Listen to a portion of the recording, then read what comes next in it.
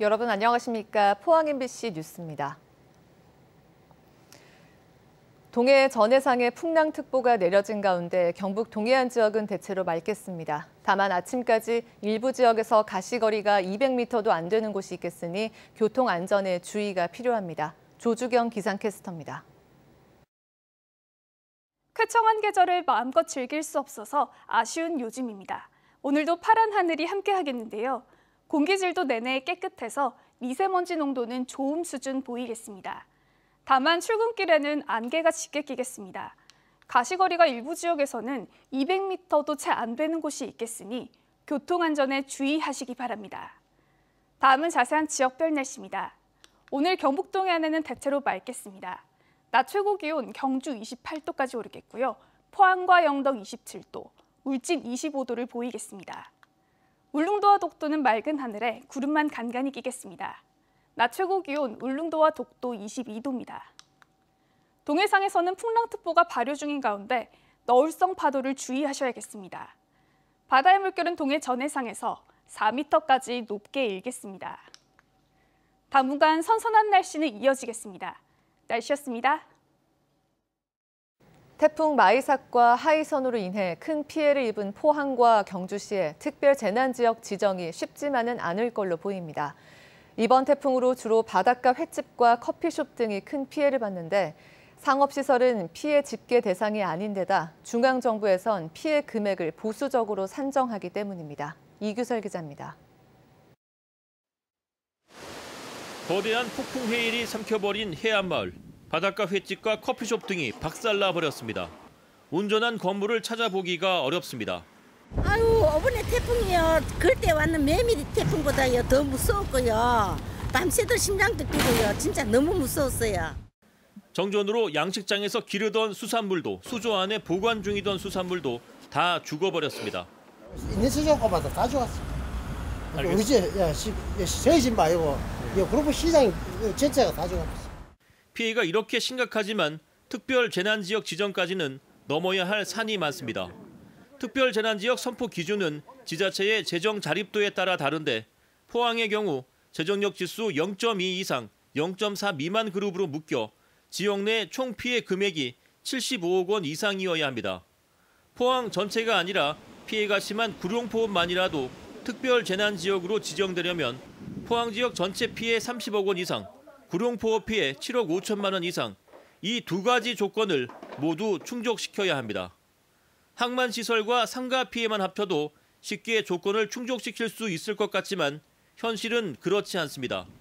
무엇보다 횟집과 커피숍 등 상업시설과 종교시설은 피해 집계 대상에서 제외되는 데다 시군이 집계한 피해 금액을 행안부 현장조사반이 인정해주지 않는 경우도 허다합니다.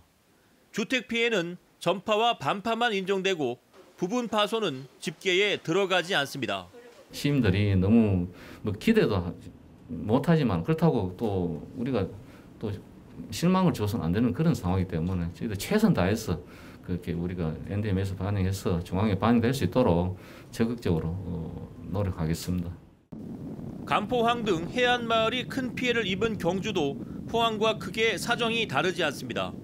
한편 사동항 방파제가 유실되는 등 이번 태풍으로 큰 피해를 입은 울릉도는 500억 원이 넘는 피해가 난 것으로 잠정 집계돼 특별 재난지역 선포가 사실상 확정된 상황입니다. 특별 재난지역으로 선포되면 피해 복구에서 50에서 80%를 국고에서 지원하고 피해 주민에게는 재난지원금 지급, 전기요금, 건강보험료 감면 등의 혜택이 주어집니다. MBC 뉴스 이규설입니다. 포항에서도 최근 7곳군에서 열린 장뇌삼 사업설명회와 관련한 코로나19 확진자가 나왔습니다. 포항시에 따르면 남구에 사는 60대 A씨는 지난 2일 7곳군 동명면에서 열린 장뇌삼 사업설명회에 참석했다가 그제 확진 판정을 받았습니다. A씨가 확진되면서 포항의 확진자 수는 65명으로 늘었으며 포항시는 전담 공무원을 지정해 추가 접촉자에 대해 조사하고 있습니다. 고 최숙현 선수 폭행 사건을 수사해온 검찰이 모두 10명을 재판에 넘겼는데요. 핵심 가해자로 꼽힌 경주시청 철인 3종 경기팀 운동처방사 재판이 열렸습니다. 이 운동처방사는 혐의를 모두 인정했습니다. 윤영균 기자입니다. 운동처방사 안모 씨는 지난 2017년부터 지난해까지 고 최숙현 선수를 포함해 경주시청 철인 3종 경기팀 선수 4명을 폭행한 혐의를 받고 있습니다. 선수들의 뺨을 1시간 동안 때리거나 배를 발로 여러 차례 찼다는 것이 검찰의 설명입니다. 안 씨는 여성 선수들에게 수영 지도를 하거나 마사지를 해준다는 명목으로 강제 추행한 혐의도 받고 있습니다. 지난 2013년부터 지난해 말까지 선수 19명에게 물리치료를 해주고 2억 700만 원을 받은 혐의도 재판에서 다뤄질 쟁점 중 하나입니다. 의사가 아니면서도 치료비를 받았다면 보건범죄 단속법을 어긴 혐의로 처벌을 받을 수 있기 때문입니다. 구속 상태로 재판에 출석한 안 씨는 혐의를 모두 인정한다고 밝혔습니다. 역시 구속 기소된 감독과 주장 선수, 불구속 기소된 선배 선수에 대한 재판 역시 조만간 시작될 것으로 보여 고 최숙현 선수 폭행 사건의 진실이 어디까지 밝혀질 수 있을지 주목됩니다.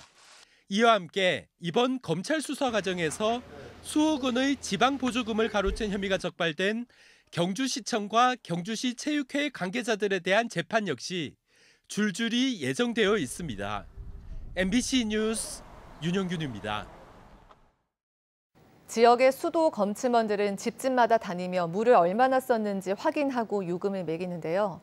장기간 집을 비우거나 아예 빈집인 경우에는 집주인과 연락이 되지 않아 애를 먹는데 심지어 검침원들이 미납 요금을 메꾸는 일도 많다고 합니다.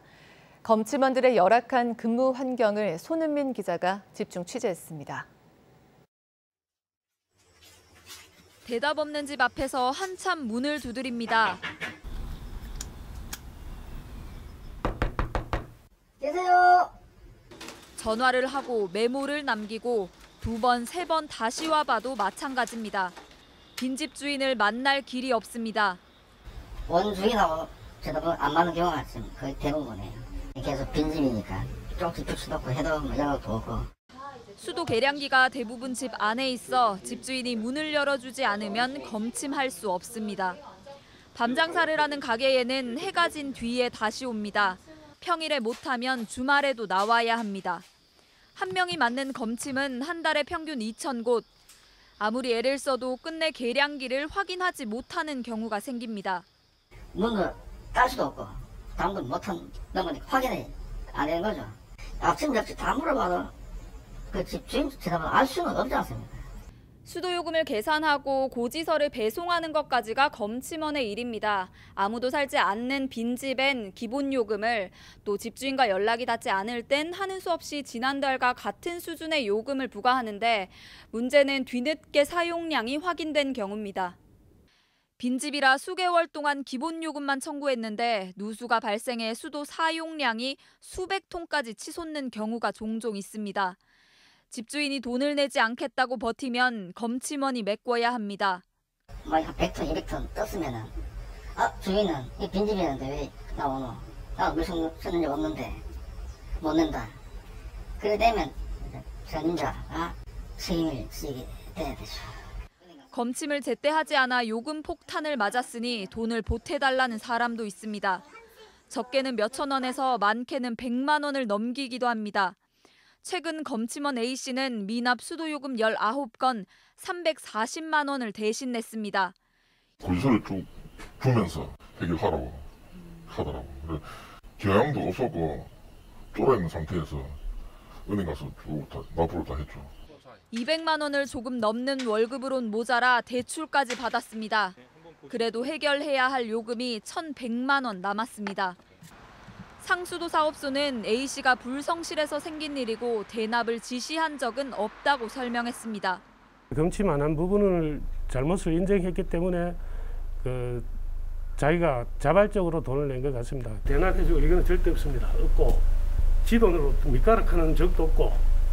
하지만 검침원들은 민원이 발생하면 이를 해결하기 위해 요금을 대납하는 게 오래된 관행이라고 말했습니다. 업무 지침에 검침원의 고의나 과실로 집주인에게 손해를 끼칠 경우 손해배상을 청구할 수 있다는 조항이 있기 때문입니다. 이유 여하를 불문하고 검침을 못하고 누수가 되는 걸 발견하지 못한 건 검침원의 책임 아니냐? 가장 바닥에서 현장에서 고생하시는 검침원들에게 그 문제를 해결할 것을 주문하고 그걸 해결하지 못하면 그것에 대한 책임을 묻는 방식으로 지금도 일처리를 그렇게 하고 있기 때문에 검침원들은 계량기 확인이 불가능하거나 악성 민원 등으로 요금 징수가 어려울 때 검침원에게 모든 책임을 지우지 못하도록 대책을 요구하고 있습니다. MBC 뉴스 손은민입니다. 태풍 하이선 당시 울진에서 실종된 60대 남성이 5일 만에 숨진 채 발견됐습니다. 울진 소방서에 따르면 그제 오전 10시쯤 울진군 매화면 기양저수지에서 A씨가 숨진 상태로 발견됐습니다. A씨는 하이선이 지역을 강타한 지난 7일 타고 있던 트랙터가 급류에 휩쓸려 실종됐습니다. 포항 구룡포 앞바다에서 4,000톤급 화물선과 40톤급 어선이 서로 충돌하는 사고가 났습니다.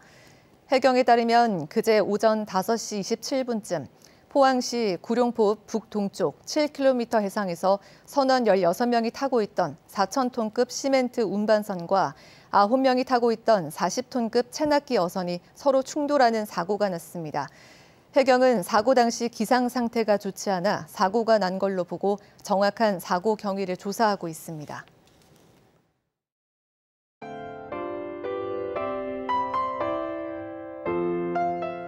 쾌청한 계절을 마음껏 즐길 수 없어서 아쉬운 요즘입니다. 오늘도 파란 하늘이 함께하겠는데요. 공기질도 내내 깨끗해서 미세먼지 농도는 좋음 수준 보이겠습니다. 다만 출근길에는 안개가 짙게 끼겠습니다. 가시거리가 일부 지역에서는 200m도 채 안 되는 곳이 있겠으니 교통안전에 주의하시기 바랍니다. 다음은 자세한 지역별 날씨입니다. 오늘 경북 동해안에는 대체로 맑겠습니다. 낮 최고 기온 경주 28도까지 오르겠고요. 포항과 영덕 27도, 울진 25도를 보이겠습니다. 울릉도와 독도는 맑은 하늘에 구름만 간간히 끼겠습니다. 낮 최고 기온 울릉도와 독도 22도입니다. 동해상에서는 풍랑특보가 발효 중인 가운데 너울성 파도를 주의하셔야겠습니다. 바다의 물결은 동해 전해상에서 4m까지 높게 일겠습니다. 당분간 선선한 날씨는 이어지겠습니다. 날씨였습니다. 이상으로 포항 MBC 뉴스를 마칩니다. 여러분 고맙습니다.